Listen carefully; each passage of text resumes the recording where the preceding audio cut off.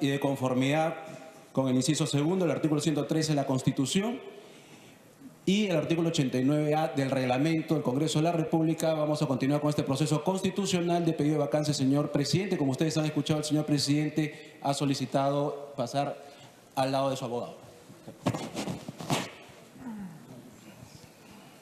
Vamos a esperar que el señor presidente pueda acompañar a su abogado. Debemos indicar en este paréntesis que ya se encuentra también en las galerías los representantes de la Organización de Estados Americanos. Han llegado a las 9 de la mañana con 51 minutos.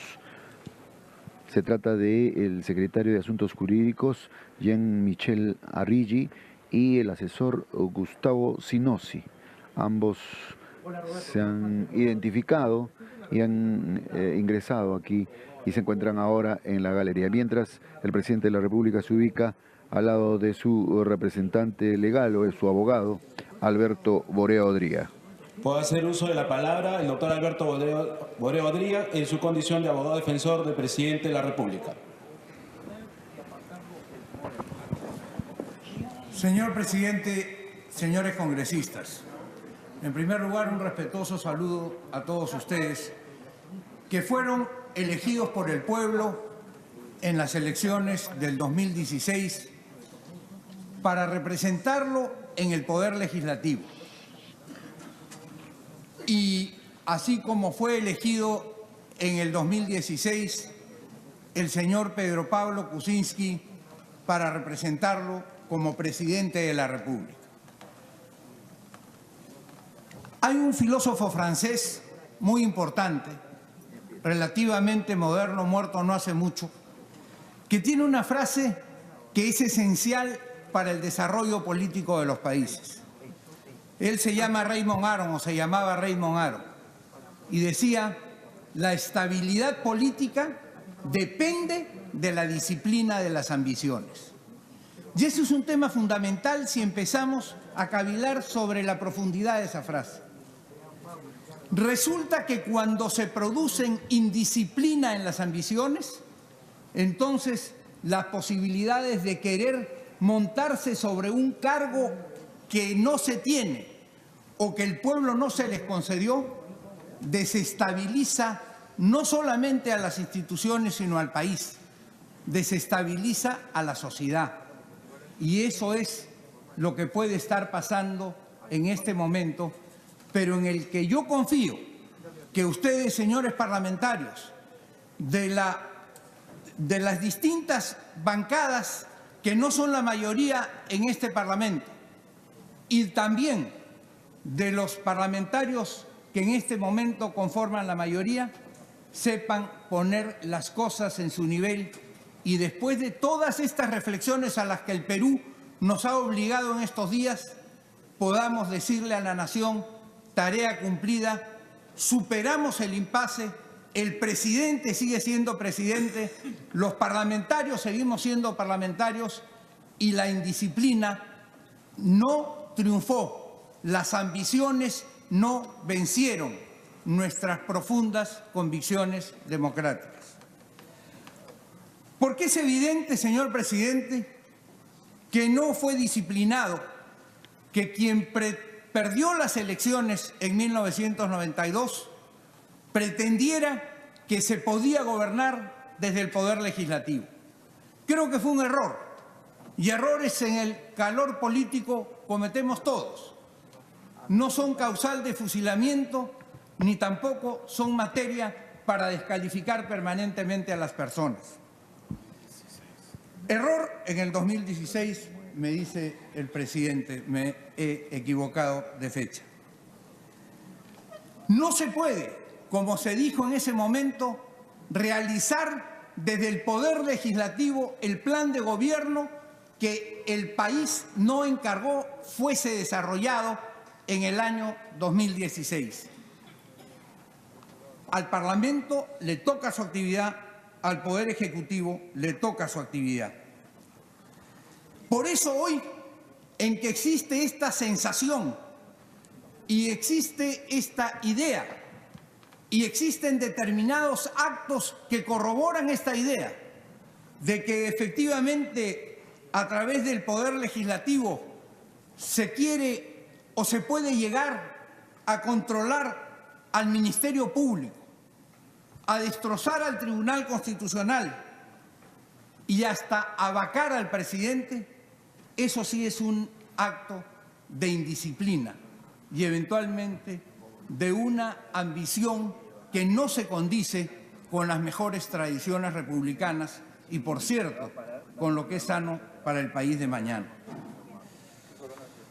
Como fue indisciplinado e inconstitucional que en 1992 el Poder Ejecutivo destrozara al Poder Legislativo, arrasara al Poder Judicial, se metiera en todas las regiones, hiciese del Ministerio Público un títere, copase el Jurado Nacional de Elecciones y dejase a los peruanos sin derechos. Eso fue profundamente indisciplinado y por eso no hubo en el Perú una estabilidad política, porque las ambiciones se desbordaron. Y ese hecho lo estamos lamentablemente pagando hasta ahora. Esta fractura que tenemos en el Perú es consecuencia de esa indisciplina. Y yo los invoco a ustedes que no incurran nuevamente en esa indisciplina. El Perú tiene que estar en otro momento. Es indisciplinado que a quien se le ha entregado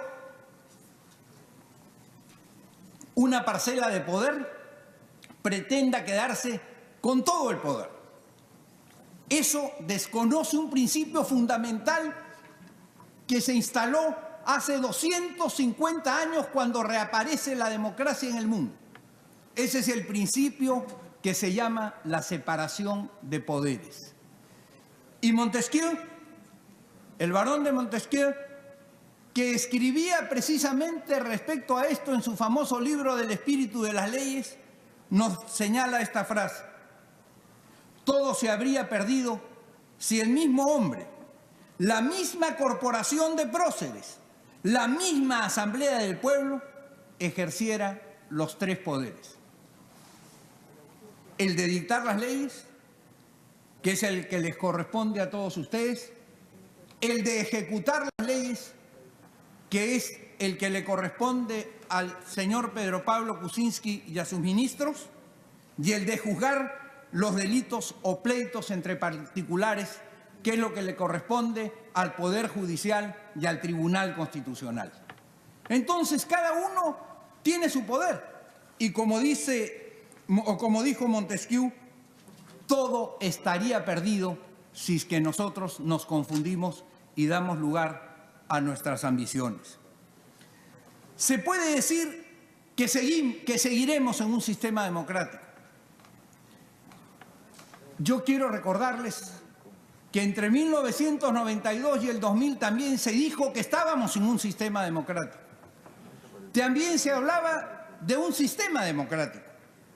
Sin embargo, nosotros recordamos que ahí en la práctica, precisamente porque cuando uno tiene todo el poder, pretende abusar del ejercicio del poder porque eso es humano. Y como decía Terencio y embelleciera Vallejo en esa famosa frase, nada de lo que es humano nos puede ser extraño, quien tiene todo el poder trata sin ninguna duda de seguir ejerciéndolo y de seguir agrandando. Y es por eso que es bueno que ustedes legislen, es bueno que el señor gobierne y es bueno que los jueces y el Tribunal Constitucional juzguen. Así haremos una patria grande, como son grandes todas esas naciones que han recogido este principio de la separación de poderes. ¿Quién no se acuerda de que a pesar de que se decía en ese momento que había separación de poderes, había un ministerio público que estaba manejado por la voluntad del Ejecutivo a través de un personaje que se llamaba Blancanélida Colán, de tristísima recordación? ¿Quién no se acuerda que en el Poder Judicial las sentencias no se dictaban en el Palacio de Justicia, sino que había que irse al CIN a conversar con Vladimiro Montesinos, y él llamaba a Alipio Montes de Oca o a los jueces de la época y les decía esto es lo que tú tienes que firmar porque esto es lo que le conviene al país. ¿Recuerdan ustedes? Todos lo recordamos. Cuando el Tribunal Constitucional se erige en guardián de la Constitución que dictaron después de los hechos de 1992, la Constitución de 1993. Y entonces, cuando pretendieron aplicar indebidamente el artículo de la reelección, entonces el Poder Ejecutivo y el Poder Legislativo, que ya era parte prácticamente del Poder Ejecutivo, arrasa el Tribunal Constitucional y saca a Delia Reboredo, al doctor Manuel Aguirre Roca, que ha sido siempre un referente para los del derecho constitucional, y a Guillermo Rey. ¿Y quiénes se quedan? Quienes nadie conoce. ¿Quiénes se quedaron para perpetrar en ese momento una felonía? Se quedaron un doctor Guillermo Díaz Valverde, un señor Francisco Acosta, un señor García Marcelo. ¿Quién se acuerda de ellos? Nadie. Pero todos nos acordamos de los doctores Aguirre Roca, Delia Reboredo y Guillermo Rey Terra.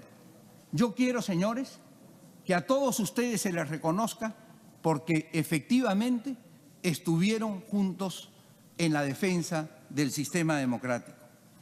Y quiero decirles, señor, que efectivamente no importa si se dice que no hay golpe de Estado cuando en la práctica todo conduce a que efectivamente estemos frente a un golpe de Estado. Porque ¿qué cosa es el golpe de Estado en la teoría del derecho constitucional? Es la alteración del sistema de poderes. Entonces se golpea a un poder en beneficio de otro.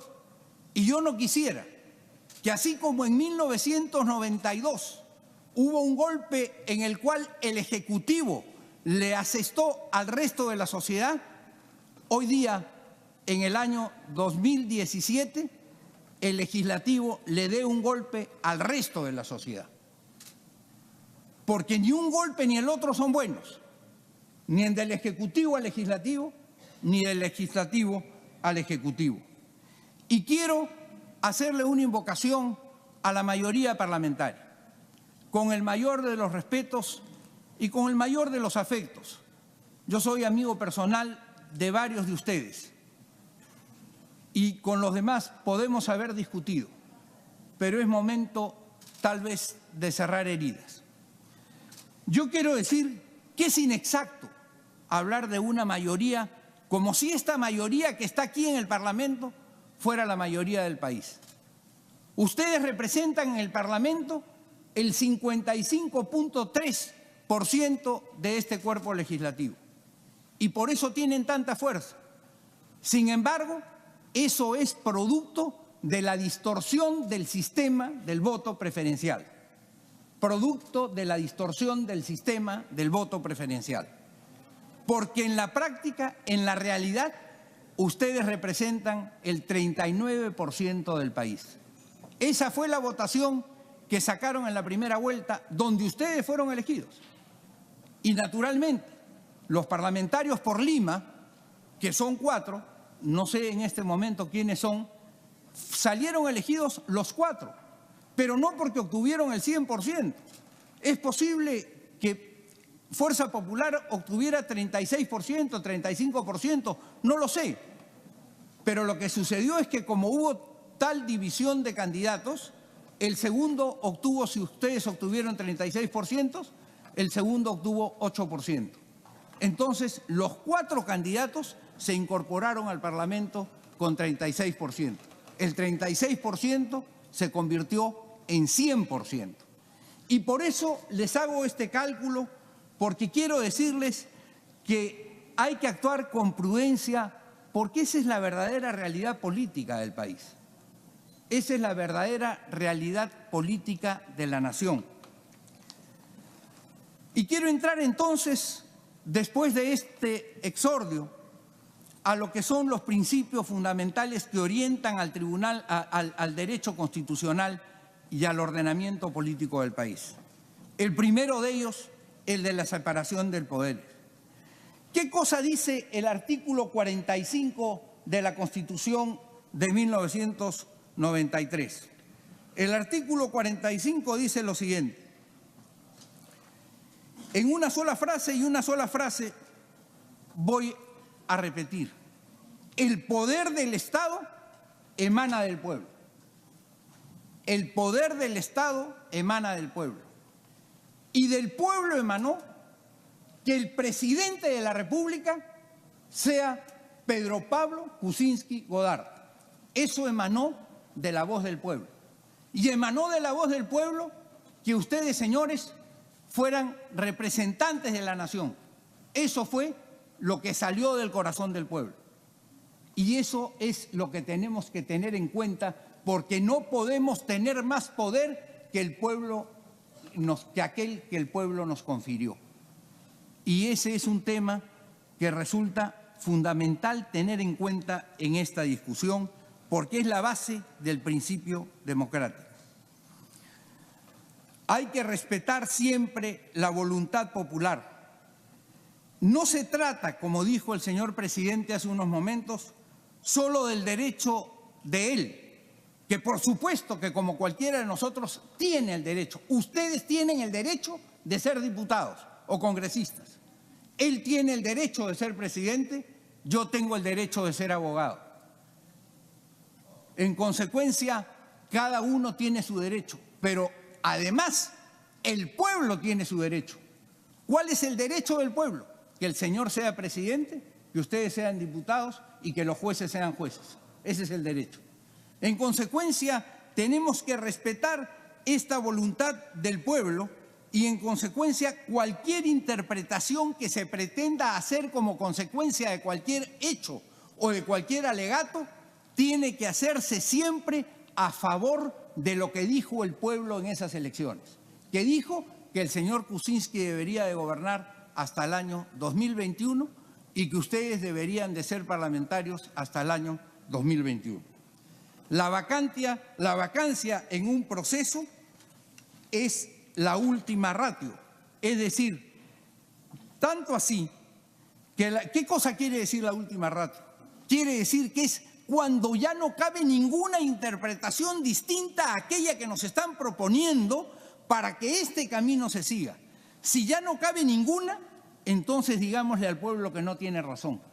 Pero si cabe una interpretación distinta, tenemos que conformarnos con esa interpretación, porque esa interpretación es la que representa la voluntad del pueblo.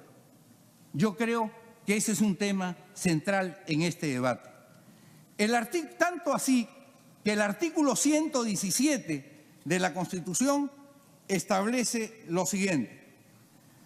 El presidente de la República solo puede, y yo insisto en la palabra solo puede ser acusado durante su periodo por traición a la patria, por impedir las elecciones presidenciales, parlamentarias, regionales o municipales, por disolver el Congreso, salvo los casos previstos en el artículo 134, o por impedir su reunión o funcionamiento o los del Jurado Nacional de Elecciones y otros órganos del sistema electoral.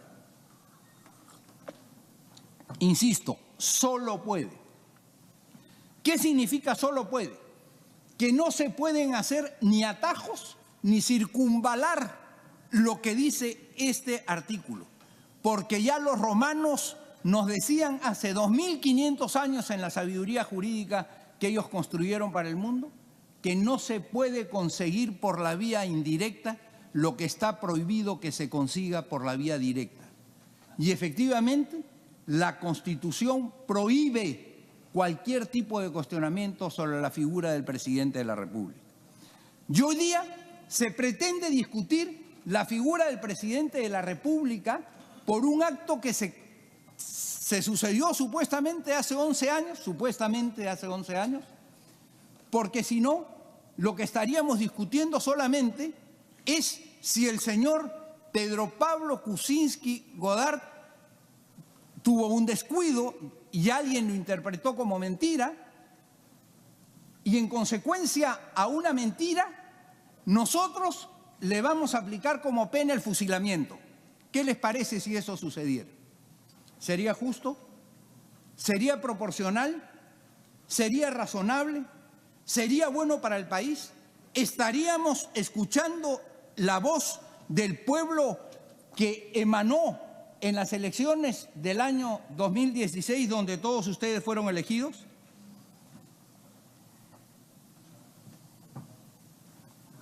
¿Qué está haciendo el Congreso hoy? En este proceso está haciendo lo que la ley no permite, lo que el artículo 117 de la Constitución no permite. Estamos discutiendo aquí y estamos pidiéndole, yo he escuchado las intervenciones de ustedes todos, de la mayoría y de la oposición o de la mayoría de la oposición, he escuchado sus intervenciones en el Congreso. ¿Y qué cosa hacen? Pedirle pruebas, documentos, papeles, eso no se hace así, eso se hace así, eso se hace de esta manera, esto se hace de la otra. ¿Qué significa eso? Prueba, prueba. En consecuencia, cualquier cosa que se tenga que probar tiene que tramitarse de acuerdo al proceso de infracción constitucional o al proceso de antejuicio penal. No se puede tramitar por la vía de la vacancia moral, porque para todos nosotros, a quienes nuestros padres nos dieron como única herencia el poder mirar de frente a los ojos de cualquiera, eso fue lo que me dijo mi padre, yo te dejo como herencia que nunca le tengas que bajar la mirada a nadie. Y yo estoy seguro que eso también le dijeron sus padres a ustedes. Pues muy bien, para quienes hemos recibido ese legado, mucho peor que cualquier cosa es que lo declaren incapaz moral permanente. Eso es peor que la pena de muerte para la gente de honor. Y la gente de honor sabe de lo que me estoy refiriendo. Y en consecuencia, suponiendo que hubiera dicho una mentira, que no la ha dicho, como ya lo dijo él y como lo voy a recalcar ahora, lo vamos a declarar incapaz moral permanente por ese hecho. Yo los llamo a una reflexión sobre este tema. Frente a dos interpretaciones, ya que hay más de dos interpretaciones, no se puede vacar. Aquí hay un principio fundamental que es el favor populis. En cualquier caso hay que estar en favor de la interpretación que quiso el pueblo, que fue que el señor fuera presidente hasta el 2021 y ustedes congresistas hasta el 2021. Yo quiero decirles, porque he escuchado en el debate como ciudadano peruano, que este es un juicio político. No, señor, no es verdad. No es un juicio político. Hay tres tipos de procesos o tres categorías, tres naturalezas de procesos que se siguen ante el Parlamento de la República.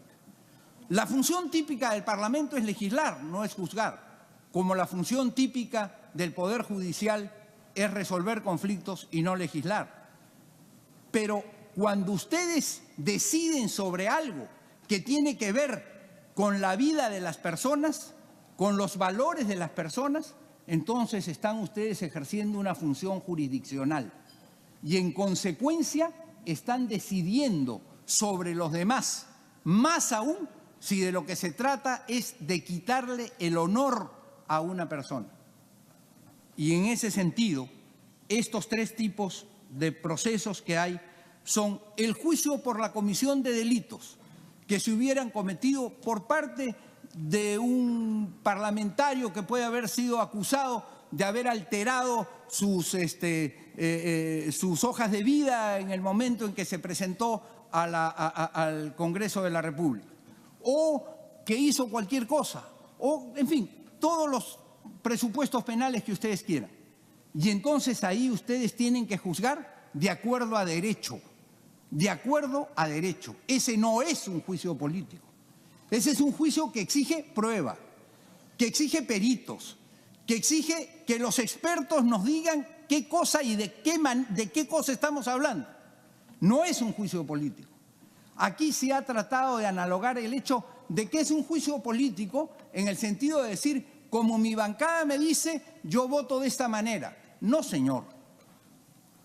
El juicio moral no es un juicio político.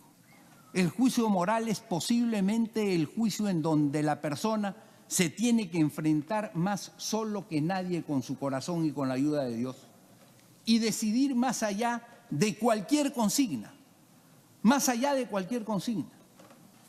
Y a cada uno de ustedes le tocará decidir si efectivamente esto es causal para vacar al presidente de la República y dejar al país en zozobra.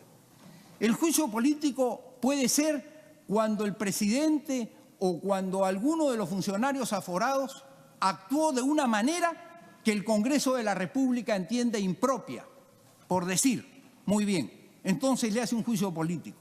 Político, es decir, conveniencia política. Ahí sí puede caber que los partidos voten en bloque. Pero cuando estamos en un juicio moral, entonces ahí no cabe ni analogarlo con el juicio penal, porque ese necesita pruebas, ni analogarlo con el juicio político, y menos todavía analogarlo con el juicio moral. En el juicio moral, nosotros tenemos que tener una conexión entre Dios para los que creemos, entre nuestro corazón que decidimos y el acto o la persona a la que nosotros vamos a reivindicar o a descalificar. Ahí no entra nadie. Ahí entramos solo nosotros. Yo quiero decirles además que tampoco es un juicio político, y escuché ayer a un parlamentario hablar en la televisión, tampoco un juicio político nos da licencia para fusilar.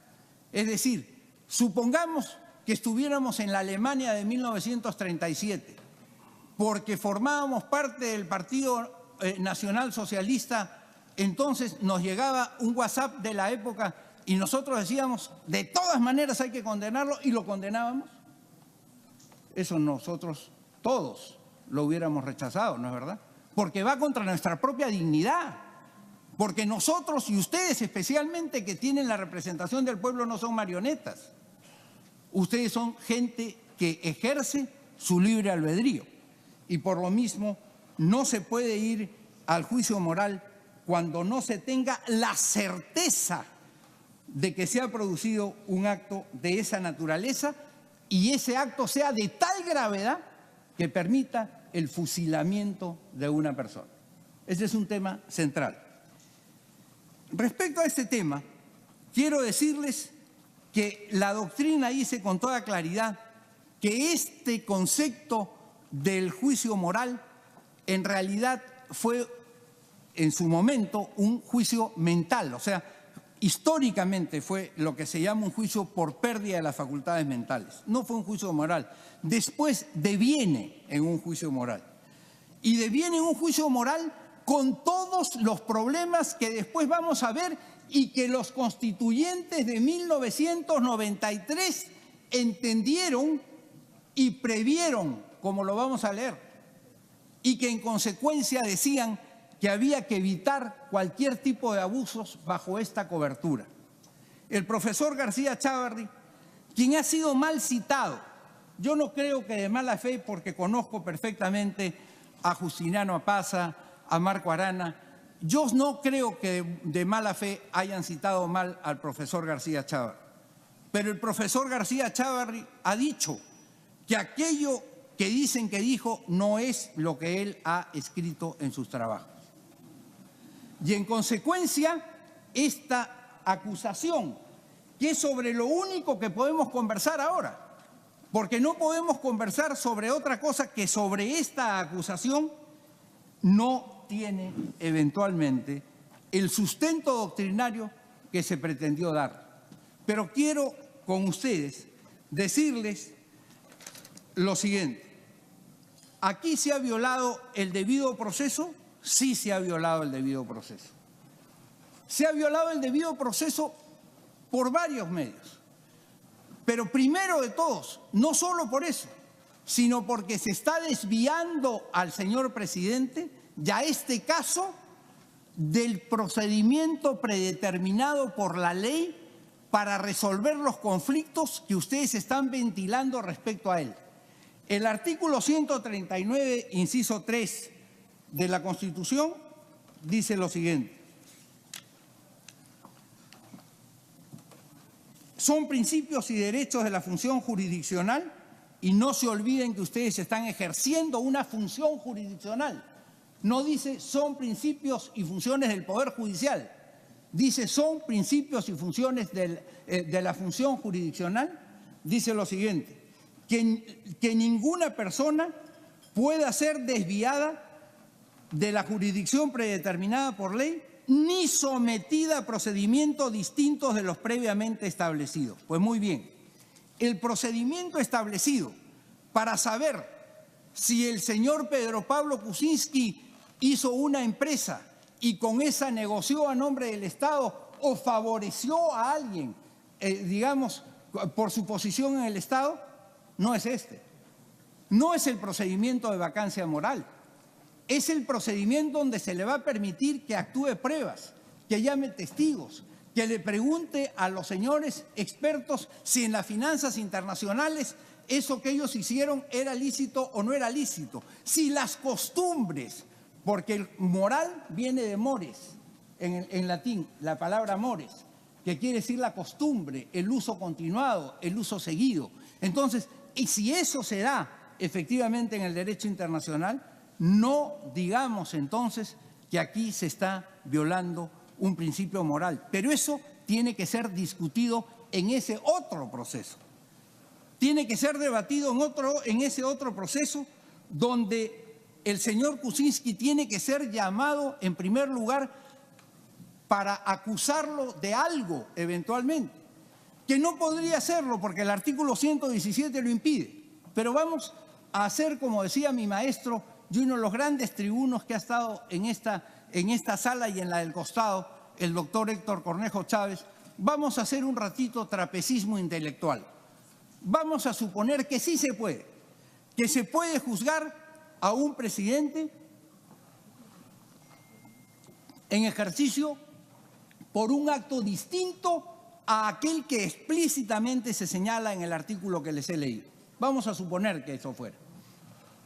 Si así fuera, tendrían que haberlo llamado, haberle dicho cuáles son los cargos, darle tiempo y modo suficiente para que él se defienda. Porque el artículo 8º, inciso 2 del Pacto de San José de Costa Rica, tiene las siguientes garantías. Toda persona tiene derecho a ser oída con las debidas garantías y dentro de un plazo razonable por un juez, tribunal competente, independiente e imparcial establecido con anterioridad por la ley en la sustanciación de cualquier acusación penal, lo de la Corte Interamericana, en cualquier acusación penal formulada contra ella o para la determinación de sus derechos y obligaciones de cualquier orden, tiempo y modo suficientes. La pregunta es, ¿3 días son tiempo y modo suficiente para defenderse de una acusación que sea por hechos que se han suscitado hace 15 años? No, por cierto que no. ¿Qué cosa dice la Comisión Interamericana de Derechos Humanos? Y por eso es que les digo que aquí se está desnaturalizando el proceso. En principio, la Comisión estima que si se sigue un procedimiento de estos de vacancia por mal desempeño o llámenle ustedes por incapacidad moral, supondría una notoria desnaturalización del juicio político y lo haría equiparable a la censura parlamentaria del presidente, lo que podría entenderse incompatible con el régimen presidencial e incluso el presidencial parlamentarizado, donde el presidente carece de responsabilidad política y esta puede exigirse a otros altos funcionarios. Así, la Comisión considera importante que la Corte pueda evaluar a la luz de los mencionados instrumentos los riesgos de causales tales como mal desempeño del cargo y nosotros podríamos decir vacancia por incapacidad moral, que es un concepto que en el derecho se conoce como indeterminado, como no preciso y que en consecuencia acepta cualquier cantidad de interpretaciones y cualquier cantidad de definiciones. Y señala además tomando en cuenta que podría entenderse como la existencia de alguna grave conducta funcional o personal del presidente que sin llegar a constituir un delito supondría actos o conductas moralmente reprobables o que atenten contra el decoro y menoscaben severamente la dignidad que corresponde a tan alto cargo. Esto la CIDH lo considera inaceptable y es inaceptable en consecuencia para nosotros porque nosotros somos signatarios del Pacto de San José de Costa Rica, cualquiera sea la posición que tengamos, presidentes de la República, jueces supremos o parlamentarios de la Nación. El hecho de que en los últimos años se hayan dado este tipo de juicios políticos para la destitución del presidente en varios países latinoamericanos podría estar significando que la continuidad en el cargo presidencial para el que fue elegido por el voto popular para un periodo de gobierno de duración predeterminada llegaría a depender de que mantenga una mayoría parlamentaria favorable o de que la oposición no logre aglutinar una mayoría calificada de votos en su contra para aprobar su destitución, sin que importe demasiado la causa. Pregunta, reitero, sin que importe demasiado la causa. Y eso es lo que está pasando ahora. ¿Importa la causa? Una manito en el pecho todos, yo también. ¿Podemos decir que no mentimos alguna vez? Porque ustedes están partiendo del presupuesto que ha mentido. Pero para asegurarse que ha mentido y para sobre eso ponerle una pena, primero tienen que haberlo demostrado. Tienen que haber pasado por el procedimiento, porque ustedes están saltando directamente de la afirmación a la sanción. Sin embargo, en la propia moción que tenemos a la vista y de la que estamos discutiendo, dice que los documentos enviados a la comisión investigadora por el señor fulano de tal ponen en evidencia la falta de la verdad de las declaraciones del presidente, etcétera, etcétera. Muy bien, ponen en evidencia. ¿Qué cosa quiere decir ponen en evidencia? Que ustedes han tomado como base lo que alguien ha dicho y lo han aceptado como verdad. ¿Y qué les parece si yo mañana digo de ustedes cualquier cosa, la aceptamos como verdad y al día siguiente lo fusilamos moralmente? Pero si yo nunca dije eso, ¿pero quién dice que yo quise decir eso? ¿No tengo derecho a equivocarme? ¿No tengo derecho a olvidarme de las cosas que pasaron hace 12 años? ¿Se dan ustedes cuenta? Cómo primero tienen que llegar al presupuesto básico, que es que el señor mintió, para después aplicarle la sanción que corresponda, si es que acaso correspondiera.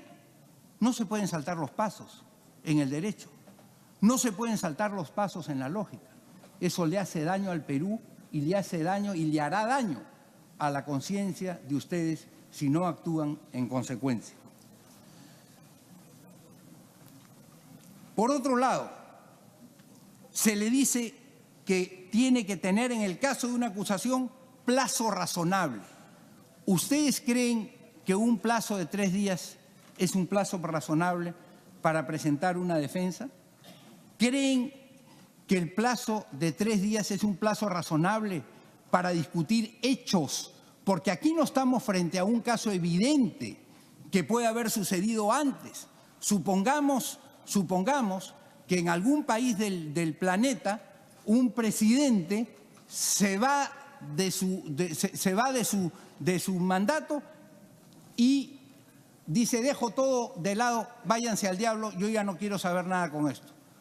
Bueno, obviamente ahí hay un caso en el que no queda otra cosa, hay un hecho evidente, no necesita demostración, pero este hecho sí necesita demostración previa. Y el tiempo y modo suficiente para la defensa no se puede dar de manera apresurada.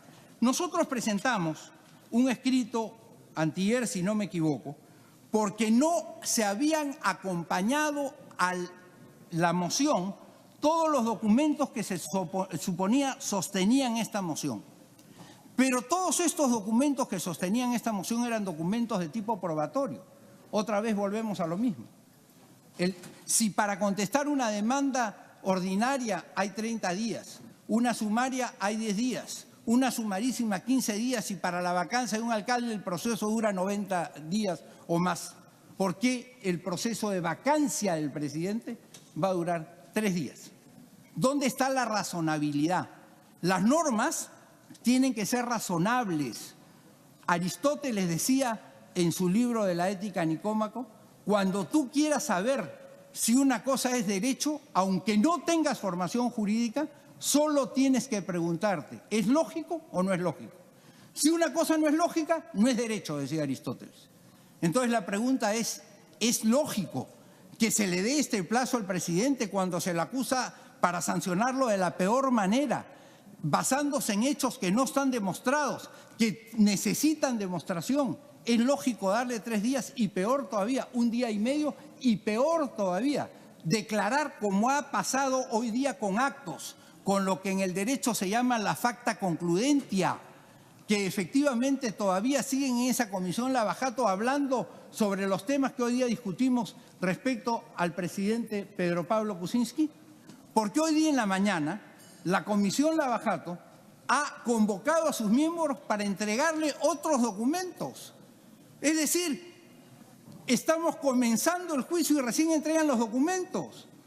Y seguramente algunos los van a utilizar en el debate si es que quieren cometer de verdad la injusticia de declarar la vacancia del presidente de la República. Hoy en la mañana, ¿qué cosa quiere decir esto? Primero,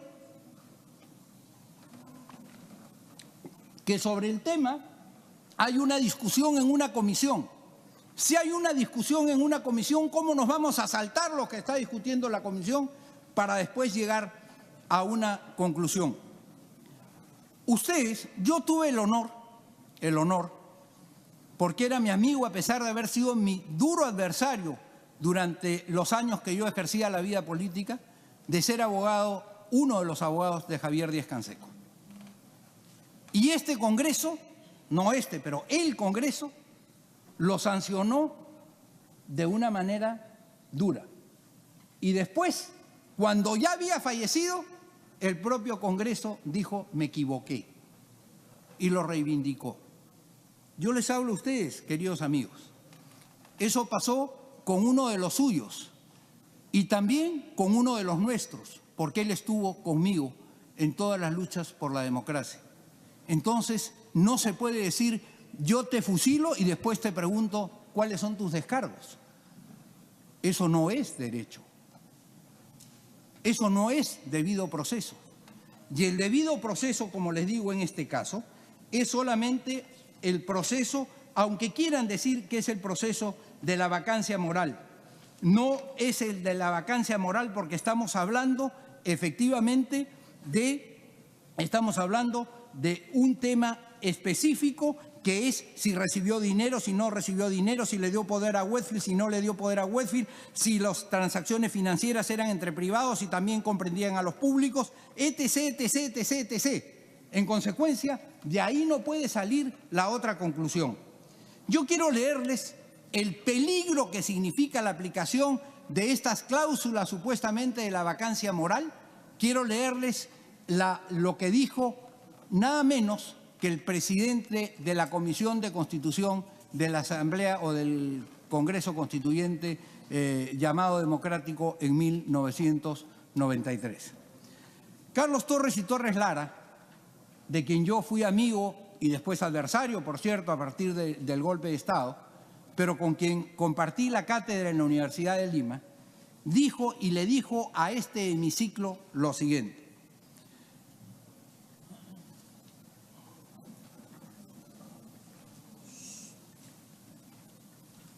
Este inciso, el inciso de la vacancia moral permanente, ha sido materia de modificación en la Constitución de 1979 y ha generado constantes conflictos y tensiones.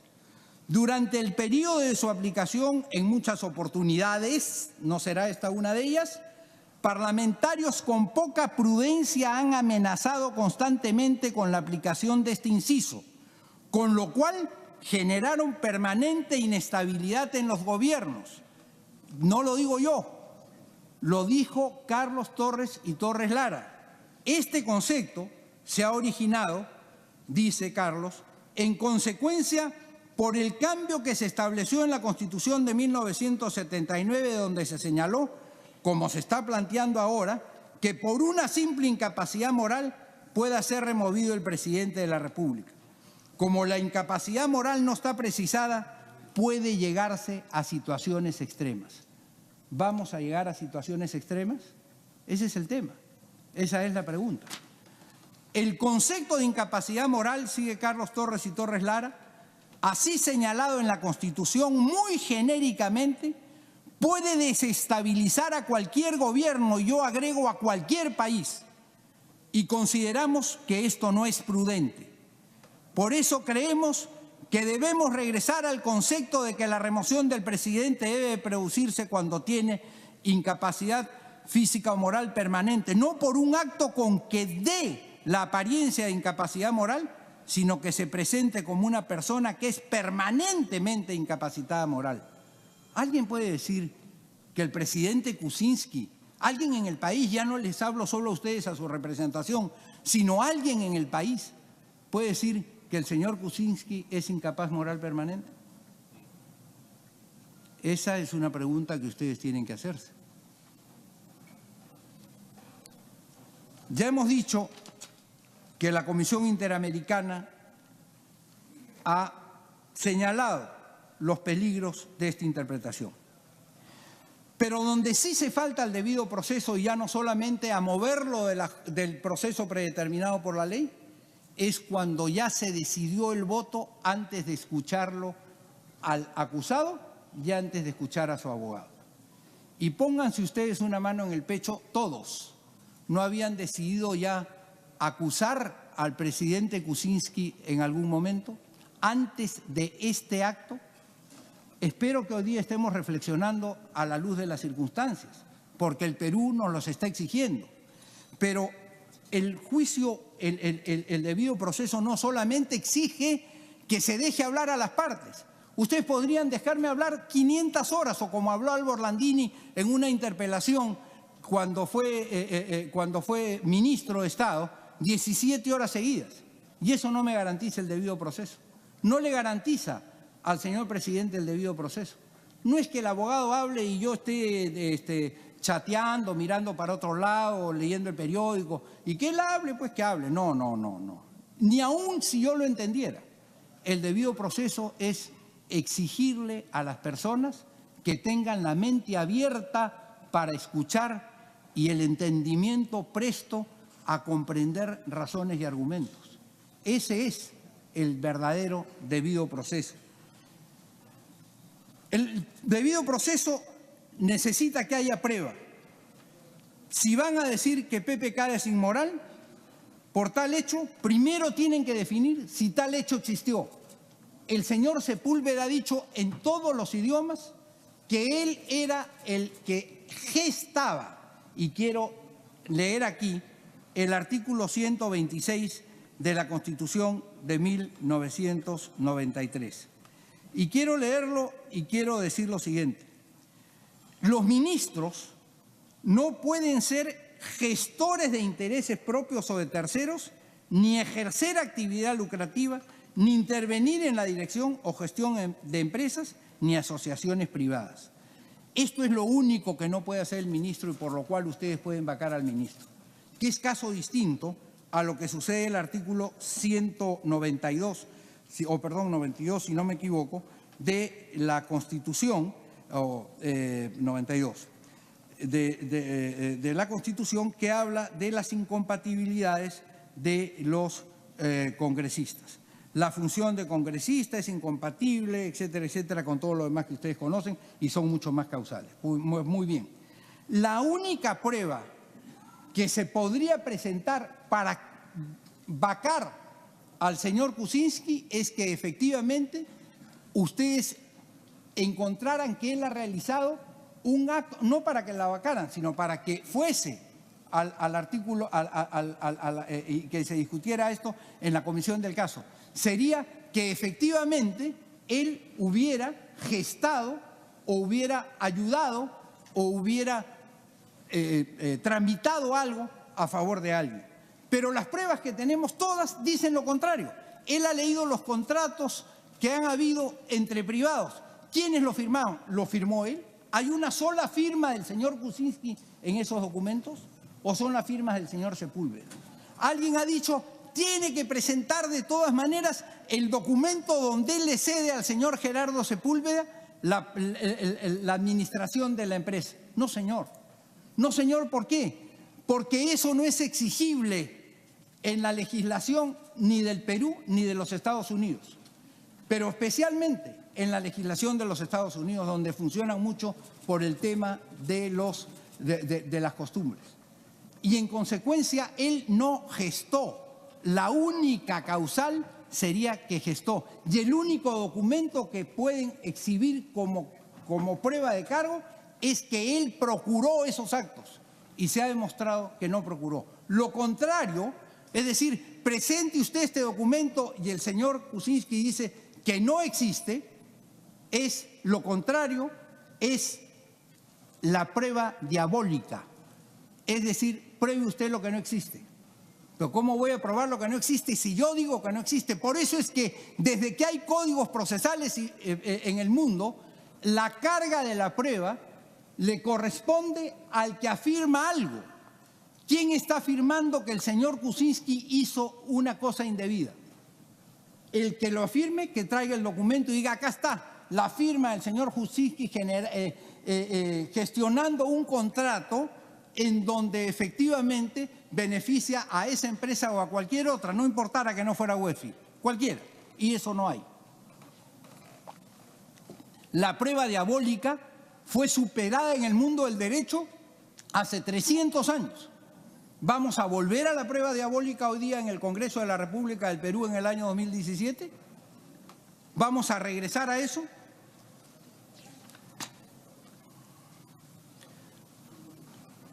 No se ha demostrado, en consecuencia, que PPK habría mentido. No se han hecho peritajes, no se ha consultado con los expertos en transacciones financieras internacionales, no se ha investigado acerca de cuál es el trabajo que desarrollan ni cuáles son los momentos en que estos despliegan su labor y si el Estado entra en esta etapa o ya es cosa solo de particulares. Han citado a la Comisión Lavajato a que atestigue el señor Gerardo Sepúlveda. Deberían de convocar también al Banco de Crédito porque también fue parte de esa transacción. ¿Lo han hecho? Entonces, si no lo han hecho, si no han hecho todo esto, ¿cómo pueden determinar que si los hechos no conducen a ese resultado, el señor puede ser culpable? Eso no puede ser. La gente, miren, había un autor antiquísimo en el derecho penal que era Lombrosio. Y Lombrosio decía, hay gente que tiene cara de delincuente y los metían a la cárcel porque tiene cara de delincuente. Naturalmente a la gente no la puedes meter a la cárcel porque tiene cara de delincuente, sino porque lo afirman. Pero encima todavía, ¿qué es peor? El señor PPK tiene cara de un abuelito bondadoso y encima todavía lo quieren meter a la cárcel y adicionalmente quieren fusilarlo por incapacidad moral permanente. La verdad, que esas teorías en el derecho penal están superadas hace muchísimos años, y nosotros no vamos a regresar, ¿no es verdad?, hacia atrás. Miren, aquí hay una cantidad de nulidades, que no han sido cometidas o llevadas a cabo adrede. Miren, yo no pienso eso. Se pueden haber equivocado, pero yo no pienso eso. Pero sí digo que cuando ayer le consulté al presidente Pedro Pablo Kuczynski, ¿vamos a alegar esto? Y me dijo, no. Vamos a discutir sobre el tema de la vacancia, porque yo tengo la frente alta y tengo mi honor en juego. Y por eso es que ahora hemos venido, no nos hemos refugiado para no venir, no nos hemos corrido para salir de este debate, sino que hemos venido a decirle a la representación nacional de qué se trata. Esta denuncia, vamos a referirnos a esta denuncia. El señor Kuczynski no recibió aportes para su campaña y dijo la verdad. Dijo que él no había sido contratado por Odebrecht y todos sabemos, los abogados sabemos acá perfectamente, que las personas jurídicas son distintas de sus miembros,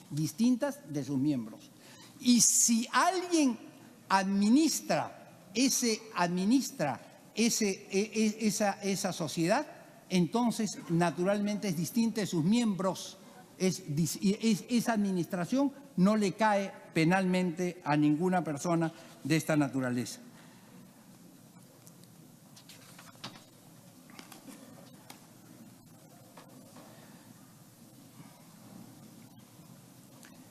El señor Sepúlveda, en una prueba contundente, ha señalado: ninguno de los contratos que se han presentado los ha firmado el señor Kuczynski.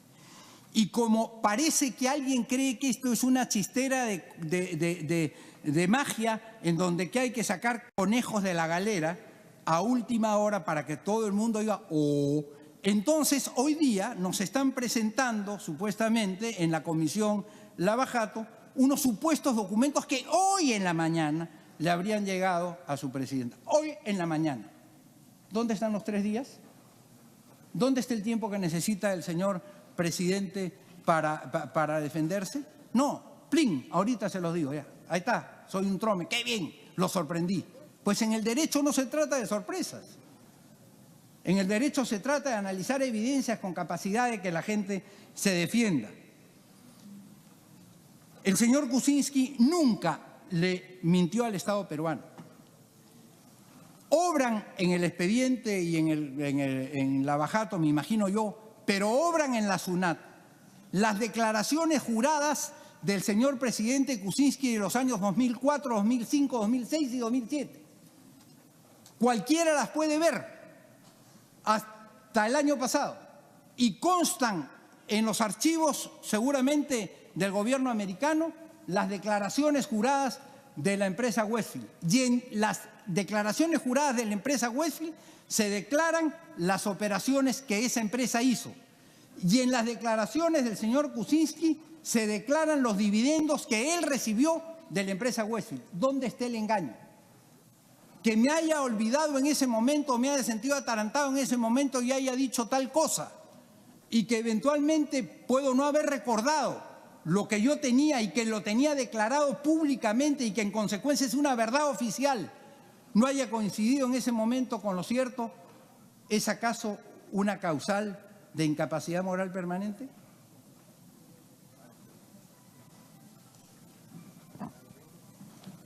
Si yo lo he declarado al Estado, lo puede mirar cualquiera. Y si lo puede mirar cualquiera, ¿a quién estoy engañando? Es decir, realmente tendría que ser verdaderamente de muy pocas luces. Y nosotros podemos decir cualquier cosa de Pedro Pablo Kuczynski, pero no podemos decir que no tiene luces o que es tonto. Eso no podemos decir. Y eso no se le puede, en consecuencia, decir, yo declaré todo. Yo declaré los impuestos en el Perú y en el extranjero, declaré las utilidades, declaré todo lo que había hecho. Y después me dicen que he mentido. Puede ser que no me acuerdo. Puede ser que no me acuerdo. Vamos a suponer que en algún momento de la historia de algún país africano, un funcionario de un gobierno le empieza a poner a los comandantes generales del ejército, de la marina, de lo que fuera de su país, $1 millón en cada cuenta porque han sido nombrados comandantes generales. Y ellos no saben que eso sucedió. Bueno, no saben pues, efectivamente, no supieron. Pero en este caso él declaró, dijo, hizo un acto de voluntad. La ley no le prohíbe ser accionista. Él delegó la gestión. No existe ninguna prueba en contrario. Gerardo Sepúlveda dice en esta entrevista, es un hecho que Pedro Pablo Kuczynski no conoció en su oportunidad los contratos que yo suscribí con Odebrecht cuando él era ministro de Economía y luego primer ministro. Yo firmé el contrato. Kuczynski creo que efectivamente lo ha visto recién ahora. El propio Odebrecht ha dicho en esa carta que ni siquiera sabía que era de PPK la empresa Westfield. Y la contratación de dichos servicios, dice el propio Odebrecht, ha sido gestionada por ellos. Pero además intervino en esa operación el Banco de Crédito. Intervino el Banco de Crédito, que es una institución a la que ni siquiera se le ha convocado a ninguna investigación. ¿Por qué no se le ha convocado a ninguna investigación? Porque no hay nada raro, porque las cosas entre privados se resuelven entre privados. Eso no es de aquí para atrás, es de aquí para adelante, es para conseguir eventualmente los fondos para que se haga una obra que ya se acordó. En consecuencia, no mintió, no ocultó. Aquí están todas sus declaraciones juradas de los años 2004 a 2007 y todas las demás. Están todas las declaraciones juradas de Westfield. PPK declaró todas sus rentas, incluidas las utilidades que le estaban cuestionando. Dijo la verdad. Entonces, ¿de qué mentira hablamos? ¿De que no recuerdo algo que pasó hace tantos años? ¿Quién acá puede decir con exactitud que recuerda lo que pasó hace 10 o 12 años? ¿Dónde estábamos hace 10 o 12 años alguno de nosotros? No sabemos. No podríamos afirmarlo con seguridad y si nos lo preguntan diríamos de repente una inexactitud. Pero eso no es dolo. Todos nosotros, o la mayor parte de nosotros, tiene un fondo de pensiones. Y a fin de año, ustedes también, que son parlamentarios, les llega su reporte con todo lo que son las inversiones que se han hecho en ese fondo. ¿Alguno de ustedes las lee? Son como 87 inversiones o 124 inversiones que se hicieron. ¿Lee si compraron bonos del Estado peruano? ¿O si no compraron bonos del Estado peruano? ¿O si invirtieron en determinadas empresas, incluso Odebrecht, que eventualmente no estaba proscrita ni en el 2004, ni en el 2005, ni en el 2006, ni en el 2007? Tanto así que en este Congreso se votó a favor de aumentar el contrato que había sido fijado originalmente para la IRSA en 400 y pico millones a 4.900 millones. A 4.900 millones. Muy bien, se aumentó eso, no en el periodo en el que el señor Kuczynski fue ministro, en el periodo del doctor García.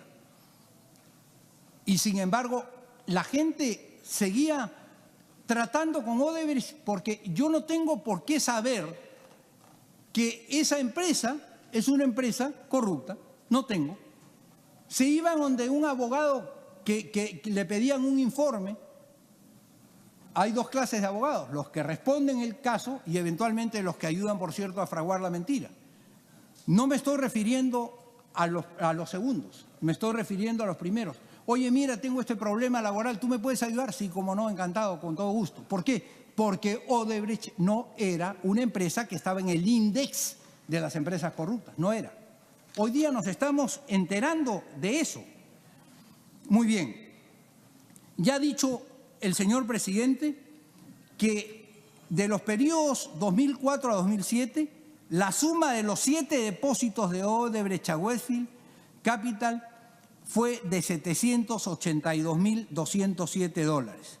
Pero el total de ingresos de Westfield Capital en esos años fue el 8.246.291. O sea, el 9.4% de sus ingresos. No es que él dependiera de eso y que tuviera que estar atento. Si yo tengo un solo cliente y no me paga a fin de año, naturalmente puede ser que me preocupe. Pero si no representa una importante parte de mi cartera y encima yo no estoy en la gestión de la empresa, ¿por qué tendría que estar tan atento a esta situación? En materia del trasvase, los depósitos de Odebrecht, que es el único que podemos discutir, si quisiéramos discutir, violando el procedimiento predeterminado por la ley, lo que dice esta acusación constitucional, porque nadie ha hablado de lo otro. Si quisiéramos discutir esto, yo les digo que durante esos años el depósito de Odebrecht fueron 64.627 y los ingresos de Westfield en esos años fueron 8.246.000.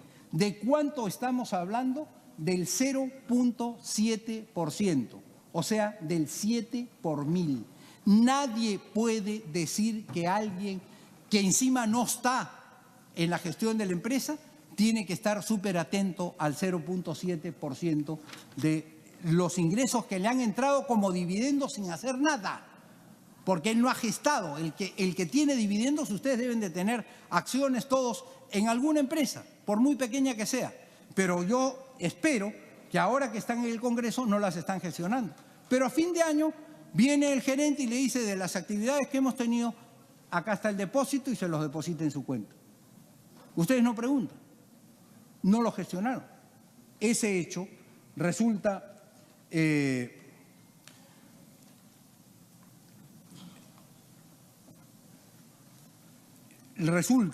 eventualmente impropio para poder hacer una acusación de esta naturaleza.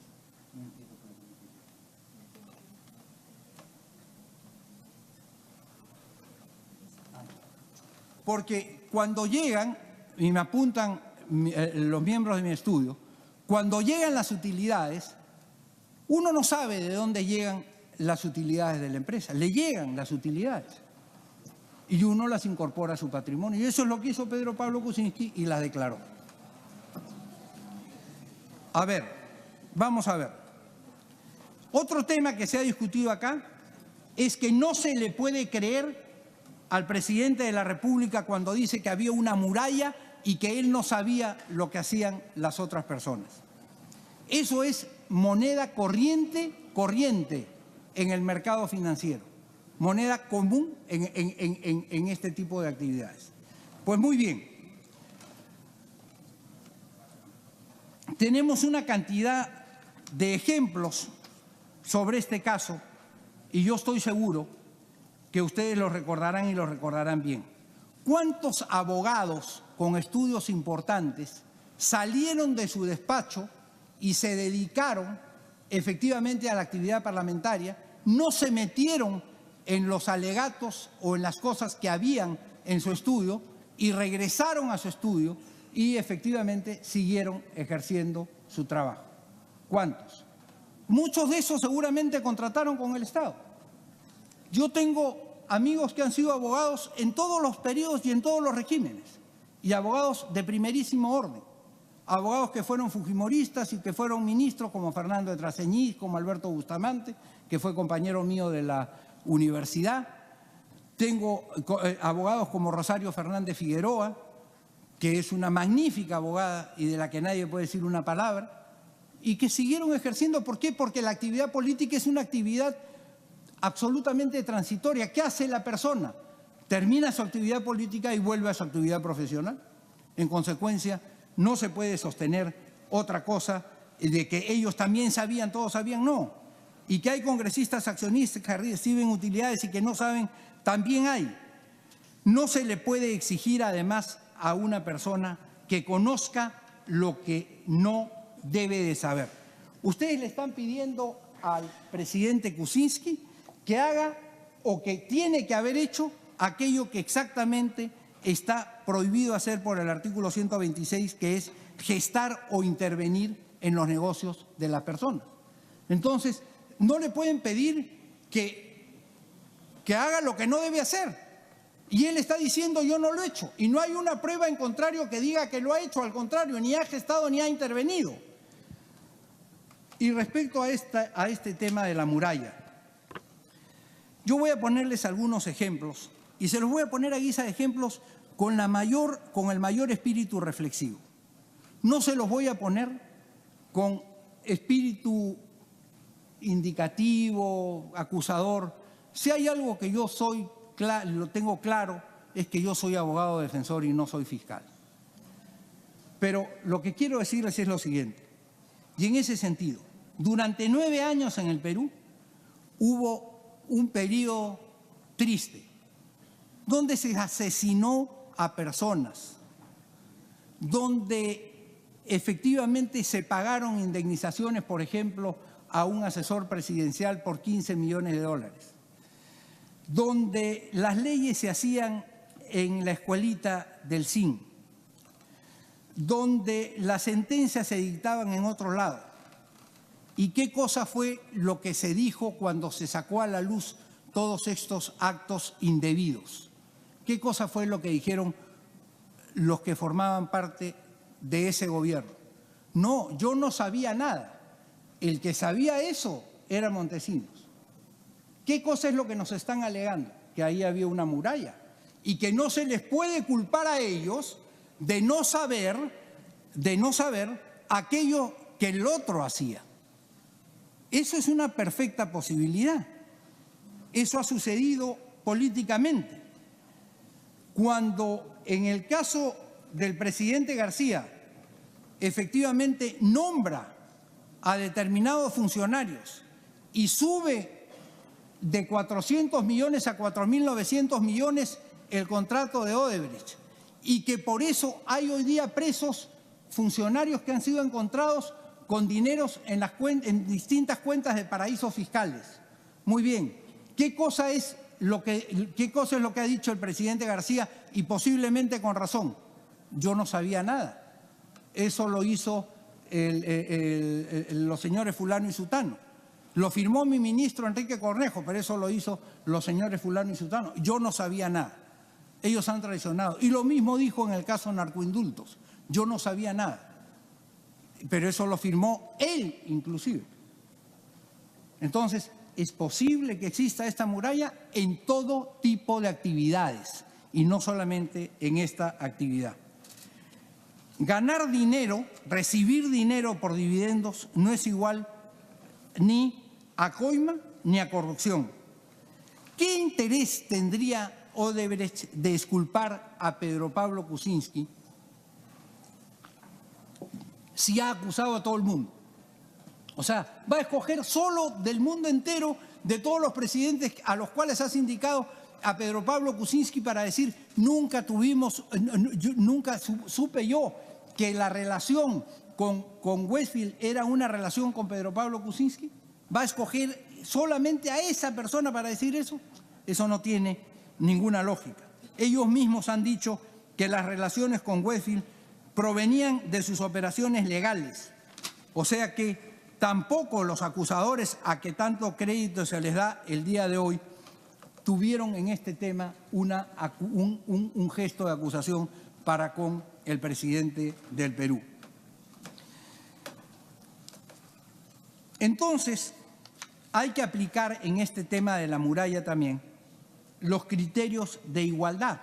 Si la muralla vale para unos, para que no supieran lo que pasó durante esos 9 años donde se cometió tal cantidad de atrocidades, entonces, ¿por qué no va a valer para otros en un caso mucho más pequeño que no tiene ni siquiera parangón con todo lo que pasó?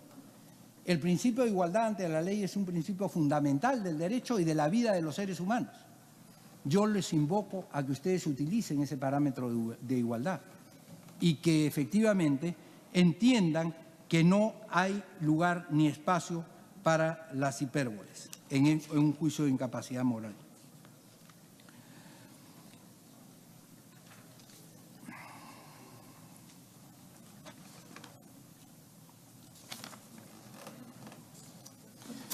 Vamos a suponer que se produjo una inexactitud, o si quieren ustedes, otra vez recurriendo a Cornejo y a su trapecismo intelectual, una mentira de parte de PPK hace 15 días, o hace un mes, o a lo que fuera. ¿Qué cosa es eso? Eso es un pecado venial, porque si estamos refiriéndonos a la mentira, estamos refiriéndonos al pecado venial. Si estamos refiriéndonos a que el señor se enriqueció con esos contratos, vamos a discutirlo en la comisión que corresponde y después volvemos, una vez que estemos seguros de que eso sucedió así. Pero si solamente estamos discutiendo sobre que mintió, ese es un pecado venial. Y los que son católicos como yo o cristianos como yo, ¿un pecado venial lo podemos convertir en un sacrilegio? Ese es el tema, porque lo que ustedes están diciendo es que aquí se ha producido un sacrilegio contra la República y que en consecuencia merece irse al 10º infierno de antes. Y eso, como dicen, ¿no es verdad? Tampoco, pues, ¿no? No. Entonces, ese es el caso. Ese es el caso. Estoy, señor presidente, tratando de acortar y por eso estoy sacando hojas rápidamente para no agotar la paciencia de los señores parlamentarios. Se ha dicho que ha habido 3 casos en los cuales se ha discutido la incapacidad moral en la historia del Perú. Y ya los estudiosos, entre ellos García Chávarri, han demostrado que eso no es verdad, que ha habido un solo caso. Y ese caso se produjo después de que esa persona que ejercía el poder se fue del país. Y en consecuencia, una vacancia rapidísima podía ser aconsejable en ese momento. ¿Por qué? Porque en el Perú había una situación de anarquía, de acefalía del poder. Y en consecuencia no se podía esperar, porque no se puede dejar al país en la anarquía. Entonces podría tener sentido que en ese momento se hubiera tomado una determinación de inmediato. Pero hoy día no pasa eso. Hoy día hay un presidente en ejercicio, hay un parlamento en funciones, hay 2 vicepresidentes que están acá presentes, por cierto, esperando que ustedes no cometan una situación indebida y que en consecuencia dejemos al Perú en una situación más difícil todavía de la que en este momento está puesto solo por el hecho de esta discusión. Entonces, no es verdad que hayan habido 3 casos de incapacidad moral.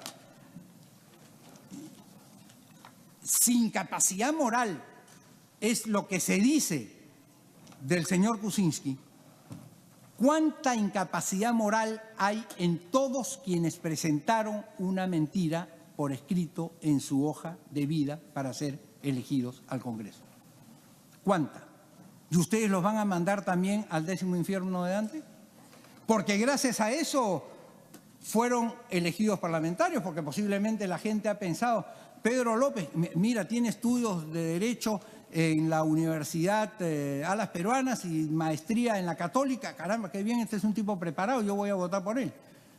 Muy bien, sin embargo, no fue cierto. No interesa. La verdad del tema, y yo, en fin, no estoy aquí para darles consejos a nadie, pero ese es un tema que debería de ser verdaderamente revisado, ese tema de la hoja de vida. Verdaderamente revisado. Porque al final de cuentas, ese no es el caso. Pero se les pasó, no se dieron cuenta y pusieron que habían llegado hasta estudios universitarios cuando se quedaron en 2º año. Y después viene el jurado y le dice, no, mintieron. Y al fiscal, para que los denuncie por delito por falsedad pública. ¿Ustedes merecen eso por ese hecho? ¿Ese es el caso? Ese es un caso mucho menor.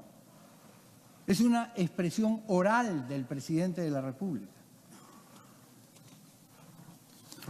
Hay que aplicar los criterios que también son del derecho constitucional de proporcionalidad y razonabilidad.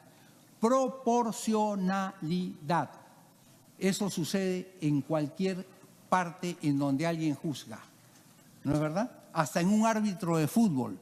Si alguien lo empuja a un jugador en la disputa de la pelota, no lo expulsa, cobra foul, le llama la atención, ni siquiera le saca la tarjeta amarilla.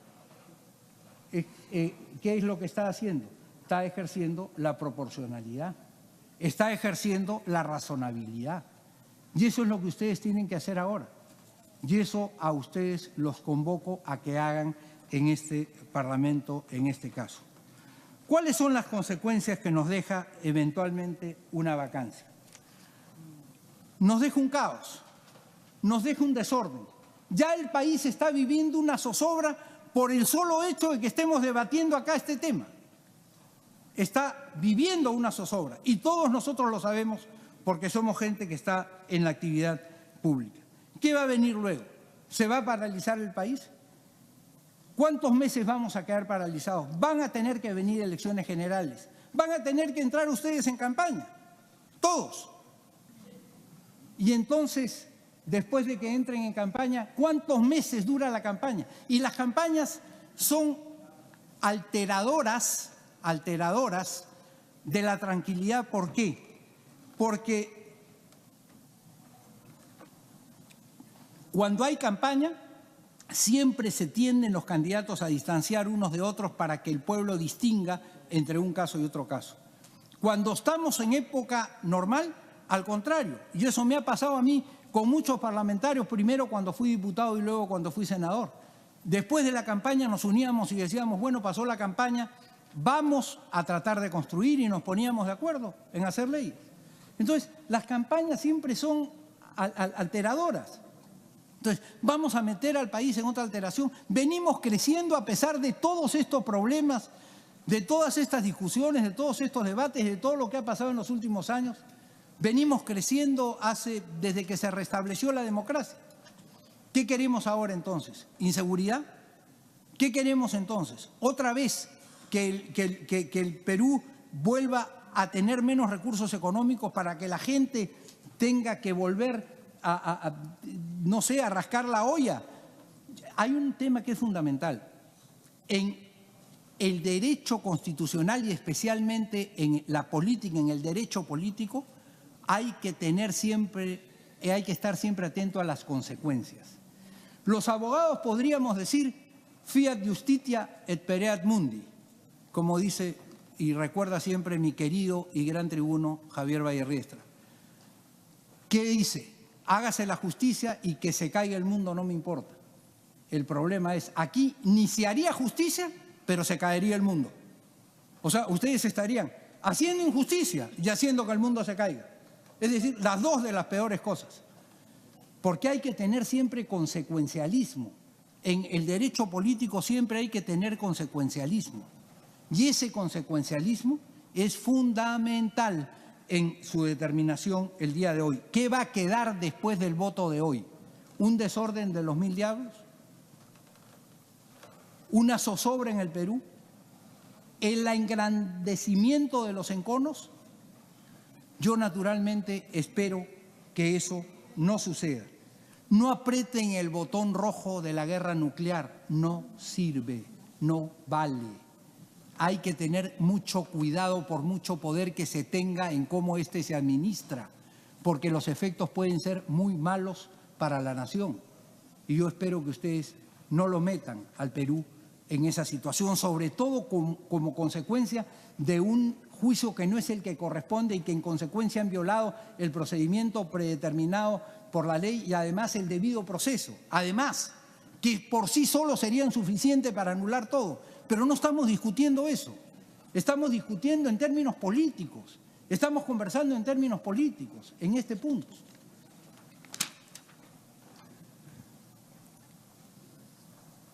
Tenemos que volver al orden y tenemos que volver ya. Yo espero que esta tarde, cuando ustedes voten, y también parece apresurado este procedimiento, pero no importa si votan, voten a favor de la tranquilidad para el Perú. Yo hago una invocación. Un parlamentario, un hombre de Estado, y ustedes tienen que ser hombres de Estado, tiene que tener prudencia, templanza y moderación. Y hay que proceder con templanza y moderación. No hay que proceder con ensañamiento, no hay que proceder con ensañamiento.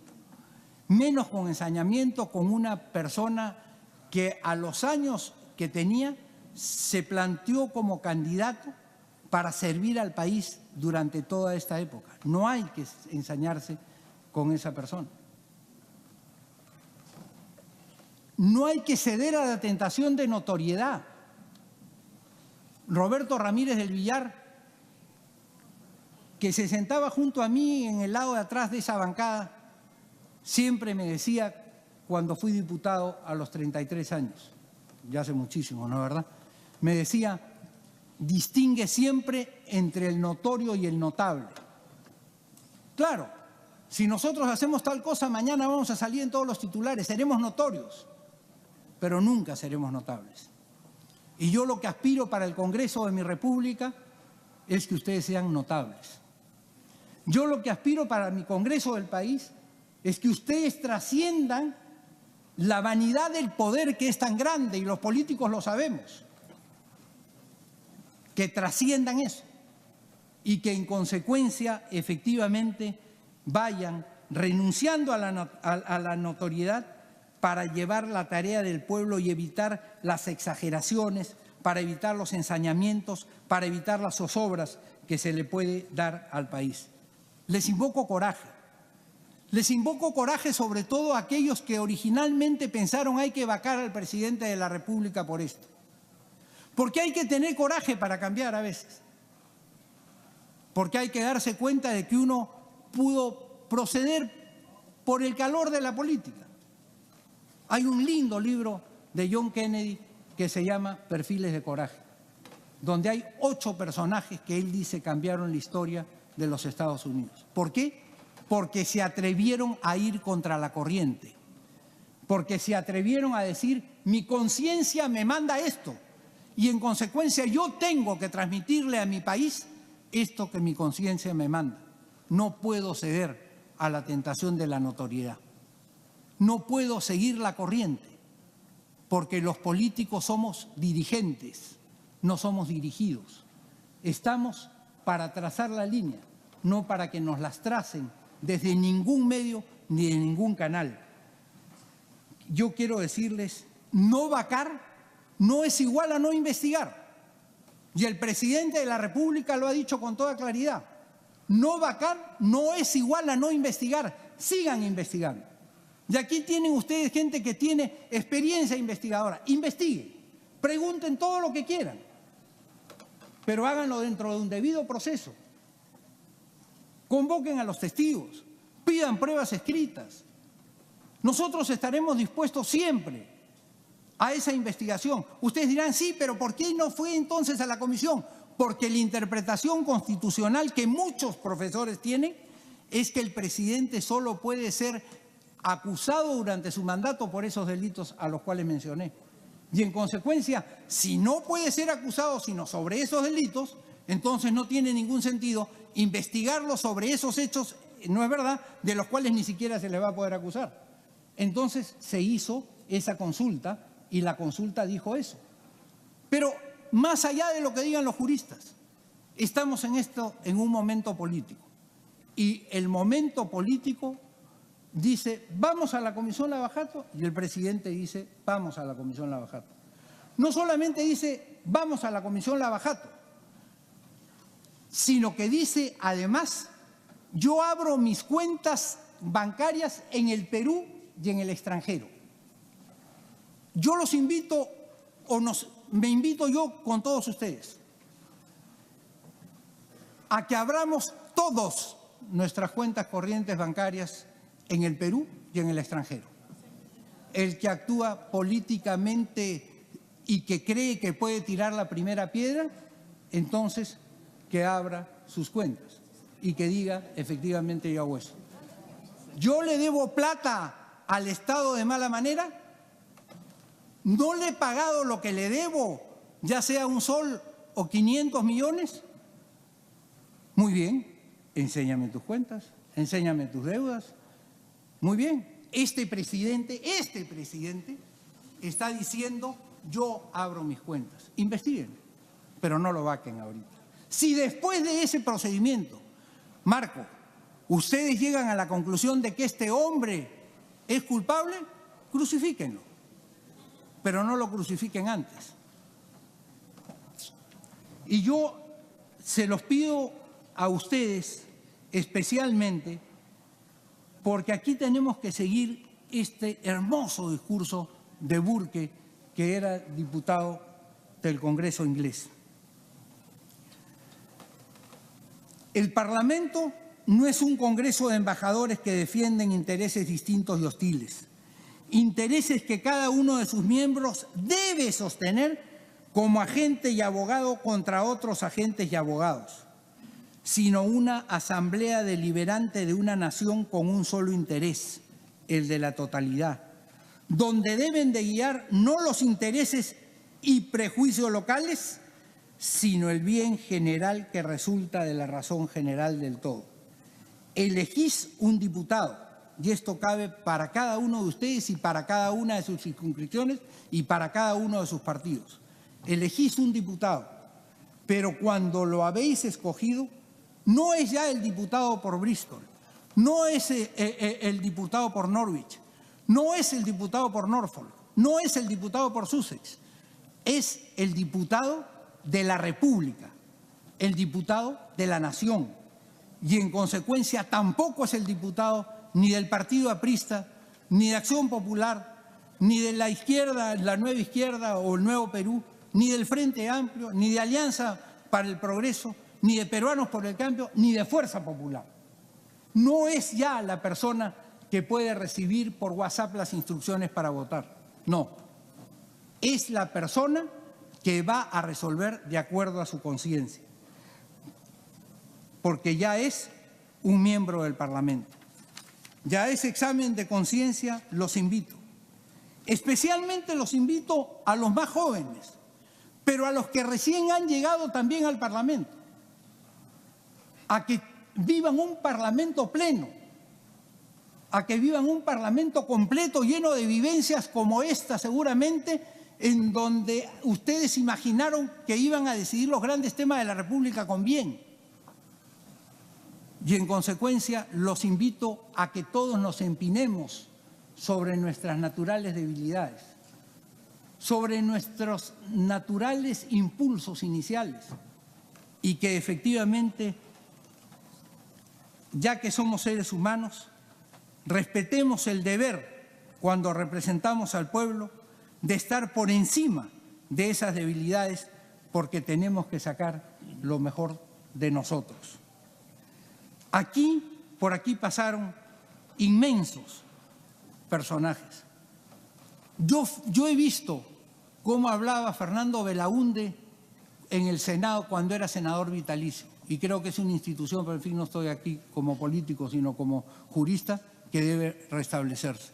Y yo le escuchaba cuando hablaba sobre la guerra del Ecuador, cuando venía en las grandes oportunidades. Por cierto, he escuchado y he sido senador con Luis Alberto Sánchez, con Javier Vallerriestra, con Jorge Lozada Estambul y con Roberto Ramírez del Villar, con Mario Polar, con todos ellos, con Jorge del Prado, con Rolando Breña, que así de chiquito es un hombre sumamente perspicaz, con el Negro Barrera, con todos ellos he sido diputado. Yo he sido diputado con muchos, no con muchos, pero con varios de los que están acá, y nos hemos peleado mucho.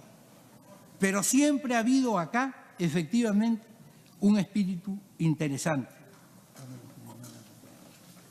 Y yo les hago una invocación especial a quienes juntos hicimos la lucha para que no se perpetuara un gobierno que nosotros calificábamos de dictatorial.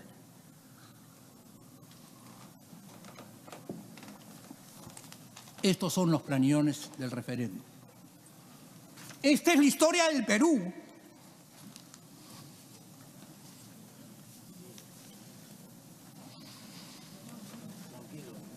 Esta es la historia de quienes no nos dejamos arredrar porque se decía que ahí había una democracia cuando vivíamos un golpe. Y salimos a pedirle a los jóvenes y a los ciudadanos que nos ayudaran. Y nos hicieron la vida imposible y a cuadritos. Imaginaron en este mismo hemiciclo una ley para decir que después de que habíamos recogido el 10% de las firmas de un país en el momento de un gobierno duro, ya no bastaban el 10% de las firmas, sino que se necesitaba además que hubiera el 40% de congresistas, es decir, cada vez que nosotros llegábamos a la meta, nos la hacían más imposible. Ustedes saben eso, Justiniano sabe eso, tú también sabes eso, Manuel, tú también, mi querido tocayo Alberto, y muchos de ustedes, incluso quienes hoy están en la bancada de Fuerza Popular, seguramente también participaron en esta gesta, porque los hombres pueden cambiar y las ideas pueden cambiar, pero participamos para defender la libertad. Yo les pido que hoy día firmen el referéndum, el gran referéndum del país. El referéndum de la serenidad, el referéndum de la verdad, el referéndum de la proporcionalidad, el referéndum de la decencia. Ya nadie se acuerda de los congresistas malos y si se acuerdan es para ponerlos como malos ejemplos. ¿Quién se acuerda de Ciura? ¿Quién se acuerda de Larrabiur? ¿Quién se acuerda de González, cómo se llamaba, de Chachapoyas, la Torre? Manuel Latorre. ¿Quién se acuerda de esos parlamentarios que se prestaron a todo eso? Pero ¿quién no se acuerda de Luis Alberto Sánchez, de Vallerriestra, de Díez Canseco, de Townsend, de Prealé, de Ramírez del Villar, de Polar? ¿Quién no se acuerda de ellos? De Gálvez, de Porras. De eso nos acordamos. Yo quiero acordarme de ustedes, con esos nombres y con esos apellidos. Y que en sus tierras, en sus departamentos, en sus provincias se acuerden de ustedes por eso. Yo iba a terminar y voy a terminar haciendo un par de invocaciones afectuosas, porque yo no he venido a pelear, yo no he venido hoy día a discutir. Cuando me pongan o cuando me pongo en político podremos discutir, pero hoy día vengo en el espíritu de abogado para llamarlos a todos a reflexionar. Se dijo que se está tratando de comprar congresistas. Eso no es un insulto, sino para quienes supuestamente les están diciendo te estás dejando comprar. Pero yo quiero que ustedes recuerden que esa fue una práctica que se llevó a cabo precisamente en ese gobierno que copó todos los poderes del Estado, que copó el Ejecutivo, el Legislativo y el Judicial. ¿Se acuerdan del camioncito de Curi? Seguramente todos ustedes vieron ese Vladivideo. Ahí sí se compraban los congresistas. Ahí sí se compraba a Milagro Guamán Lu, creo que se llamaba la chica de Huánuco, a Polak Merel y a una serie de personajes de triste recordación. Esos sí fueron comprados. Pero que se converse para que se cambie el sentido del voto como consecuencia de un acto de conciencia, de un examen de conciencia, que es lo que el país le necesite, eso no es comprar congresistas. Eso no es comprar congresistas. Eso es hablar. ¿Y qué es lo que tienen que hacer los políticos? Hablar, conversar, intercambiar, incluso modificar sus puntos de vista. Sí, señor, modificar sus puntos de vista, porque para eso venimos al Parlamento. Si no, no vengamos al Parlamento. Quédense ustedes en su local de Paseo Colón, los señores de Alianza por el Progreso en su local de Pershing, los compañeros de Alfonso Ugarte en el local del Partido Aprista, los amigos de Nuevo Perú en su local, los amigos de Frente Amplio, donde siempre se reúnen. Quedémonos todos en esos lugares y simplemente pregúntenos cómo votamos y votamos, sin vernos la cara. Eso no es el Congreso. El Congreso es eso. El Congreso es dialogar y convencernos unos a otros.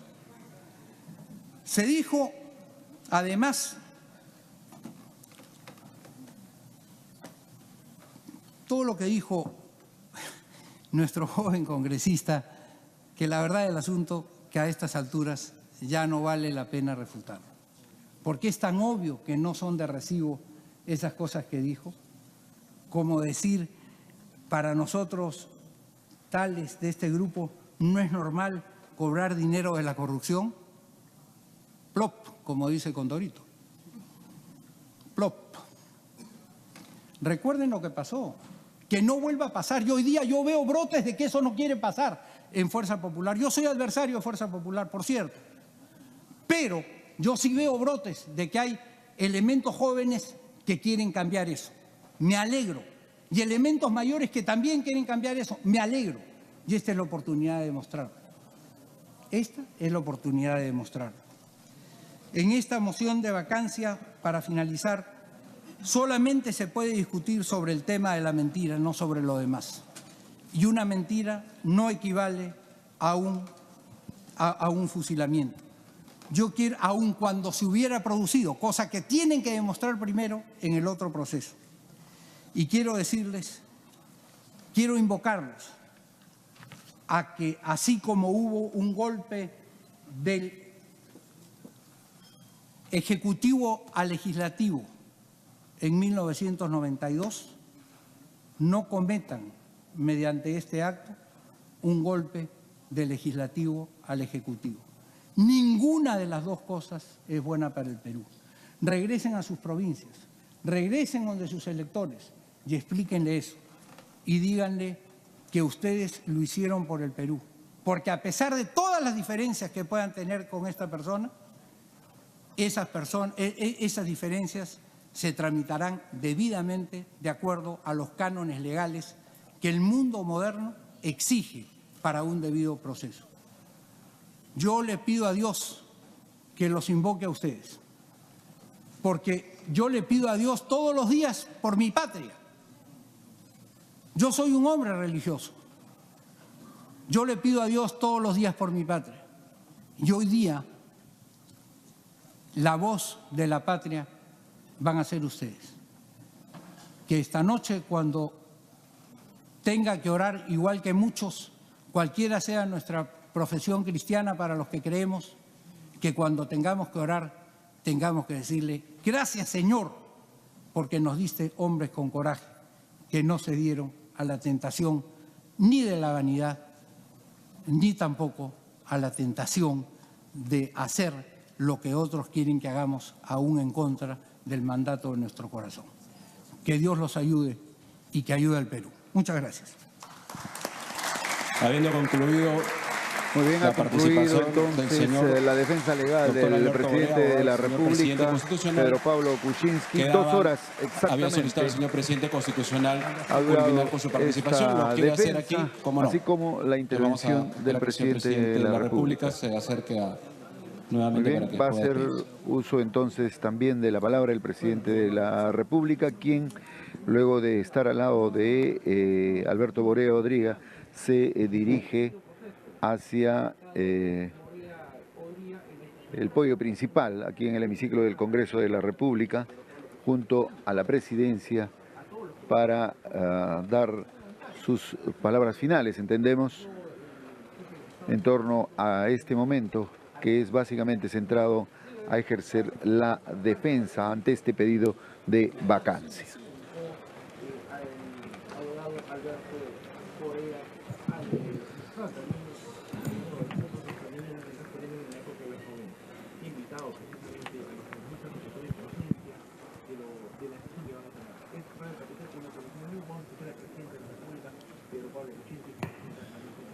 Muchas gracias.